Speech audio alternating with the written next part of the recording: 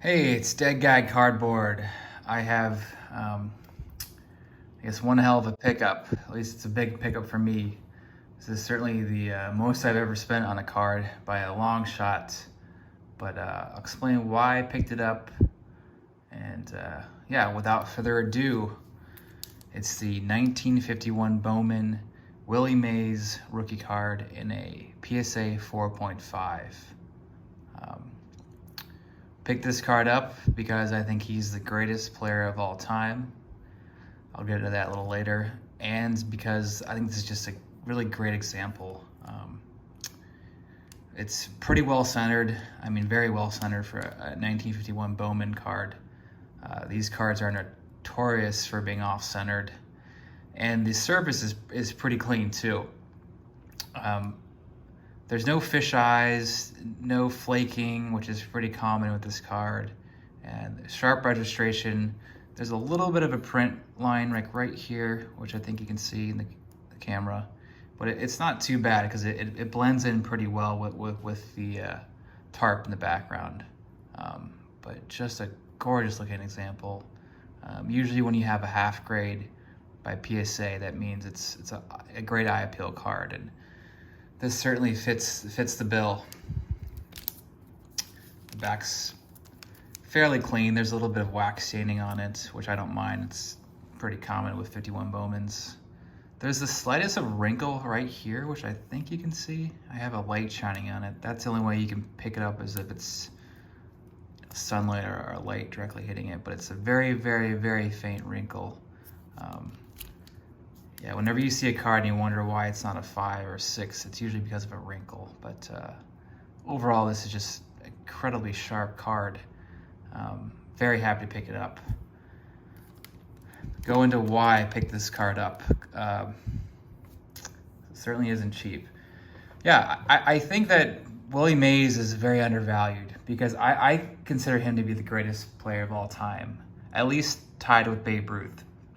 I think in baseball, there should be two GOATs. There should be GOATs, the greatest of all time players, before Jackie Robinson, basically during segregation, and after Jackie Robinson.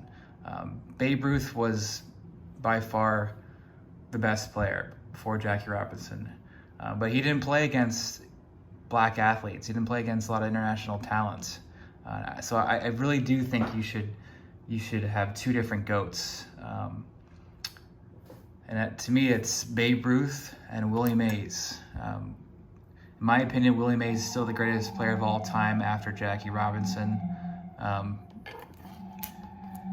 And the reason being is, if you look at his stats, I mean, it's just no question this guy was just the greatest all-around player. And to me, if you're the greatest all-around player, aren't you the greatest player?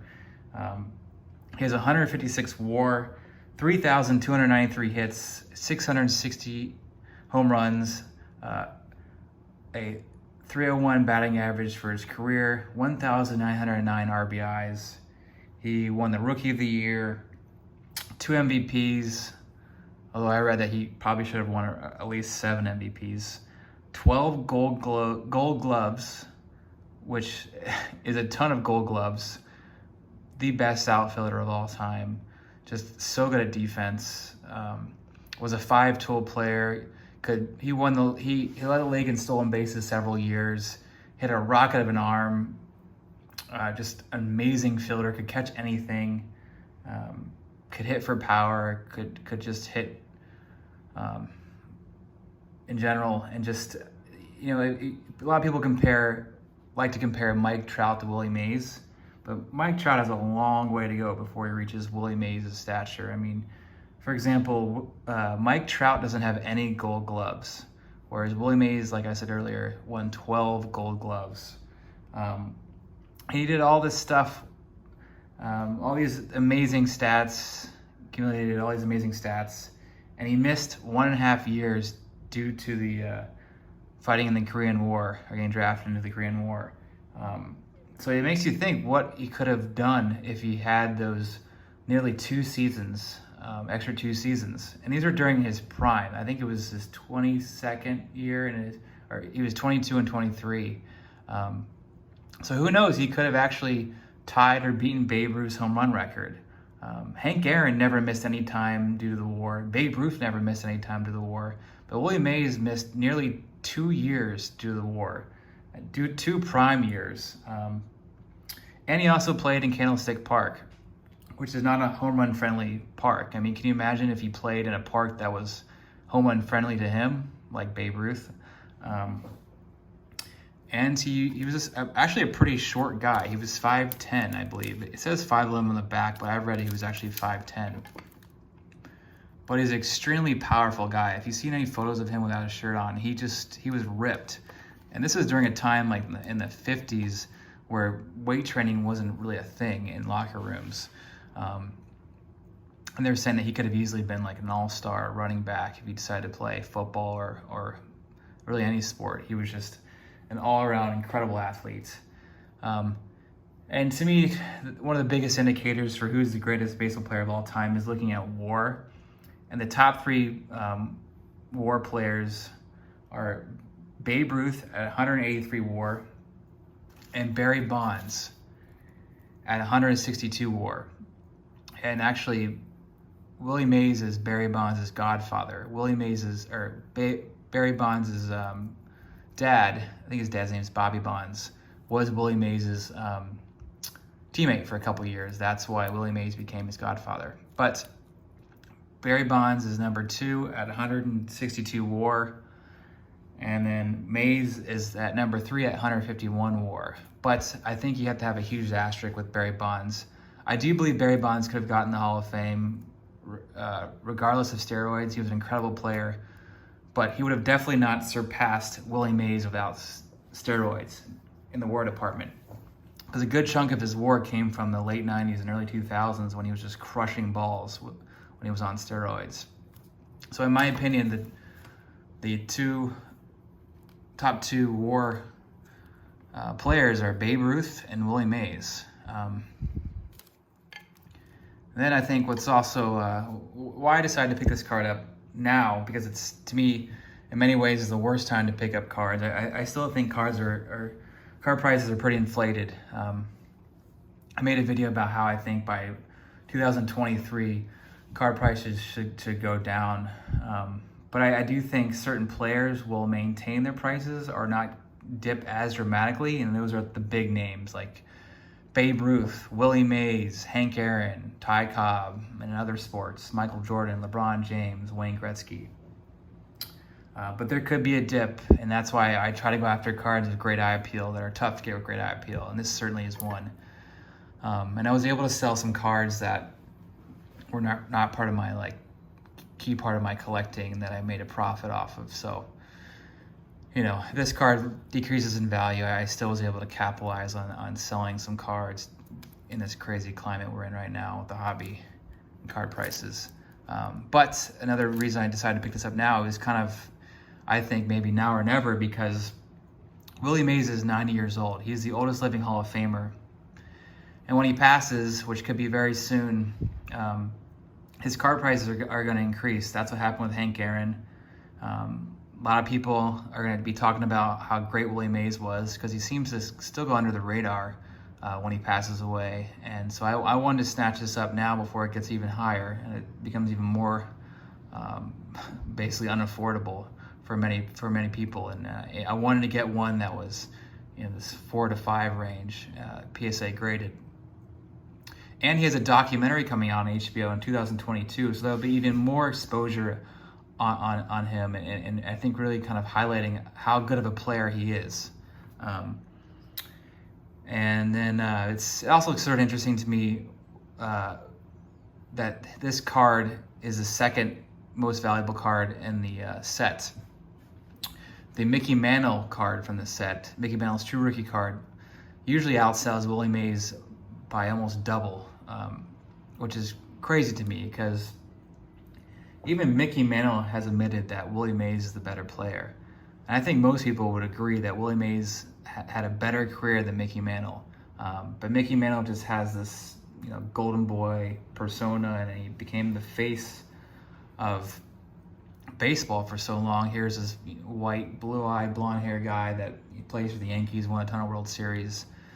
And I think race plays a part of it. Willie Mays played baseball only a couple years after only a couple years after Jackie Robinson broke the color barrier. And so here's a black man playing baseball in the 50s and 60s. I mean, can you imagine that? I'm sure he faced a lot of racism throughout his career. And so I think he's just been overshadowed by Mickey Mantle. Mickey Mantle really is our hobby, but I do not think that Mickey Mantle's 51 Bowman should be worth twice as much as Willie Mays. And interesting to note that Willie Mays played a pretty big part in Mickey Mantle's career. A lot of people like collecting Mickey Mantle not only because he has this he's very representative of Americana and 50s baseball, but they also like to collect him because of it's almost like the what if. He's like similar to Bo Jackson. Like if he had not drinking so heavily and taken care of his body and not, more importantly, not gotten injured, he might have turned out to be an even better player. AKA he might have turned out to be Willie Mays good.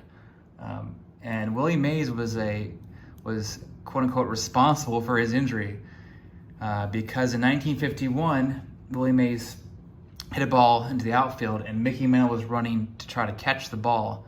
And he didn't want to run into Joe DiMaggio in the outfield, so he stopped suddenly and caught his leg on a drainage pipe, and it totally just destroyed his knee. And back in the 50s, there wasn't surgeries to properly fix his knee, and so he was playing in pain in his knee for the rest of his career. He lost some of his speed, some of his power, and that was essentially due to Willie Mays' fly ball. So I do think that's kind of ironic. These guys are always together in conversation, and then Willie Mays, certainly not on purpose, was in some part responsible for hampering Mickey Mantle's true potential. And then another reason I think I want to, I guess, bring up why Willie Mays isn't as collected as you would think. He's not as big in the hobby, although his cards are certainly picking up value. Is because he gets this reputation for being this very surly person, this person that doesn't get along with fans and some of the media. But I don't think he's that much different than Mickey Mantle. I mean, I'm just finishing up reading this Mickey Mantle biography. I can't get in the camera. And Mickey Mantle was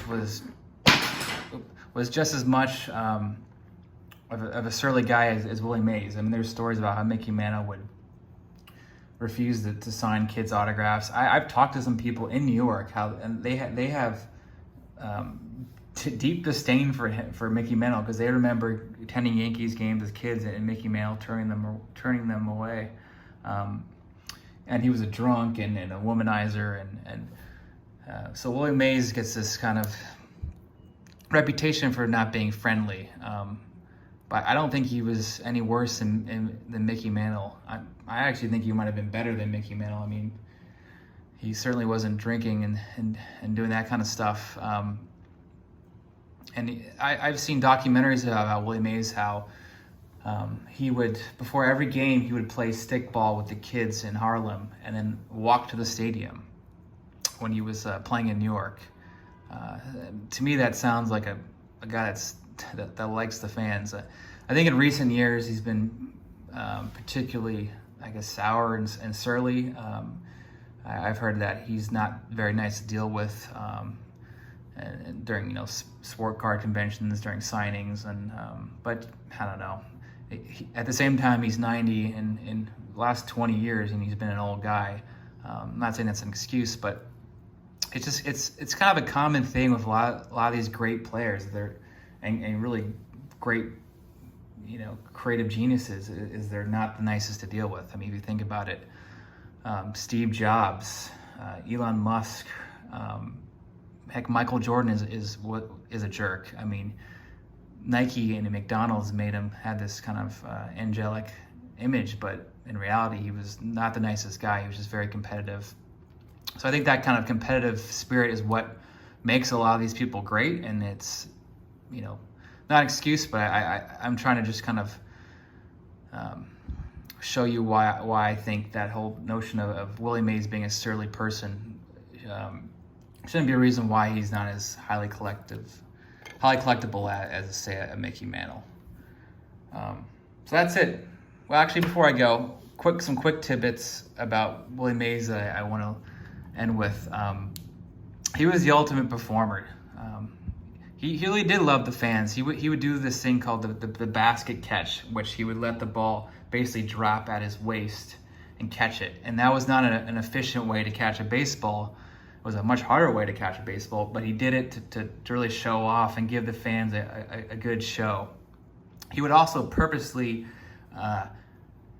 have he would wear a cap that was one size too small, so it would fly off his head dramatically when he was running, just to look cool, which I thought was kind of a cool story. And then finally, we all know him as the Say Hey Kid, but I don't think a lot of us know why he got that nickname. Well, he's from the South. I believe he's from Alabama, and in the South, they don't say hi; they say hey. And so when he got called up, he would say hey instead of hi. So that's how he got the nickname Say Hey Kid. All right, enough of my rambling. Very excited to pick this card up. I wanted to get it now before it got too high, and we'll see where it goes in the future, but I am happy regardless of where it goes. Thank you for watching.